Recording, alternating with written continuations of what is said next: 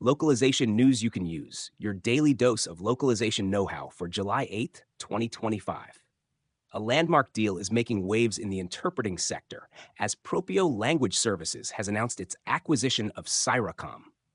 This move brings together two of the largest language service providers in the United States, creating a major player particularly dominant in the healthcare interpreting space.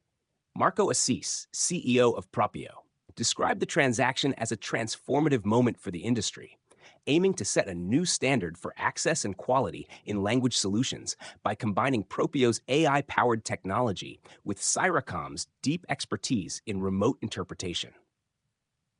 The integration of the two companies is already underway. In government contracting news, SOSi has been awarded a significant contract valued at approximately $260 million by the U.S. Drug Enforcement Administration. The contract is for foreign language support services for the DEA's Title III electronic surveillance program, covering monitoring, transcription, translation, and analysis of intercepted communications across 241 offices nationwide.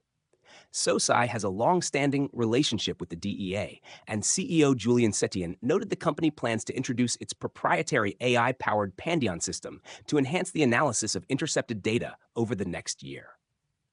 Staying with government and technology, the French government has discreetly rolled out a new language AI tool named Diplo-IA for its 13,000 diplomatic agents.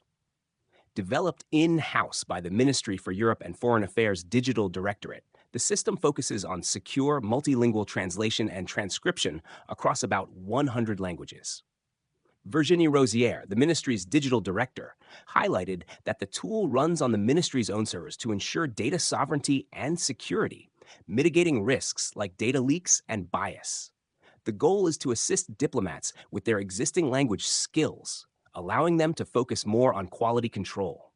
Future plans include adding automatic summarization features. The role of AI in localization continues to be a central and often contentious topic. Anime streaming service Crunchyroll has come under fire after a significant subtitling error. German subtitles for a new series included the text ChatGPT said, confirming community suspicions about the use of AI with minimal human oversight. This incident, along with placeholder text found in English subtitles for the same show, has intensified the debate around quality versus speed in media localization, especially as the company's president had previously spoken about exploring AI to accelerate subtitle releases. This follows similar user complaints about the quality of auto-generated captions on other major platforms, highlighting a growing tension between automated accessibility features and user demand for quality and control. Offering a strategic perspective on this shift, localization consultant Hilary Ann advocates for companies to become AI native. This approach involves fundamentally rethinking localization workflows, not as a downstream task, but as an integrated, AI-first process. It suggests moving beyond simply using AI as a tool for existing methods, and instead building strategies where AI is a core component from the start. This sentiment is echoed in discussions across the professional community.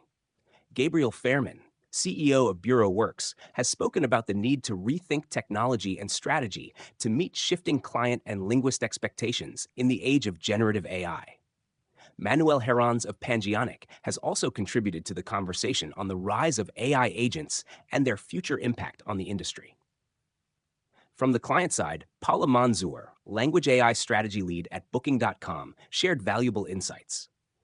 Coming from a background as a linguist and interpreter, she emphasized that the biggest mistake companies make is still treating localization as an afterthought. With the massive content explosion driven by Gen AI, she stressed the need for localization teams to be part of the content creation process from the very beginning. Manzour also championed moving away from purely operational metrics like word counts and focusing instead on demonstrating business value, for instance, through A/B testing and tracking revenue contributions in local markets. Building on the topic of metrics, a recent podcast from Localization featured Kevin O'Donnell, who argued that many traditional localization metrics are irrelevant to business leaders. He advises teams to link their work directly to user experience and business goals, such as improved onboarding in a specific market or higher conversion rates, rather than just reporting on cost and speed. Looking at how to gain visibility in this new landscape, Localize also published insights on improving a brand's share of voice in generative search. The key is creating high quality, localized content for underrepresented languages. Because many AI models are trained primarily on English data, providing authentic, well formatted content in other languages can significantly increase the chances of being featured in AI generated answers. In academic news, a new book titled Writing Forward Translation, Performance, Creativity, edited by Susan Bassnett and Catherine Blumchinsky, has been released. The collection of essays explores translation as a creative and forward looking practice, particularly in the context of theater, but also extending to poetry, film, and television. Finally, Lionbridge is addressing a critical area in the life sciences sector with a webinar on the role of language services in achieving patient access compliance. This highlights the ongoing need for high-quality, specialized language services to meet regulatory requirements and ensure better healthcare outcomes. And from Multilingual Magazine, their July issue focuses on Canada's unique language landscape, celebrating its contributions to the industry and examining its regulatory environment. Thank you for listening to this episode of Localization News You Can Use, your daily dose of localization know-how.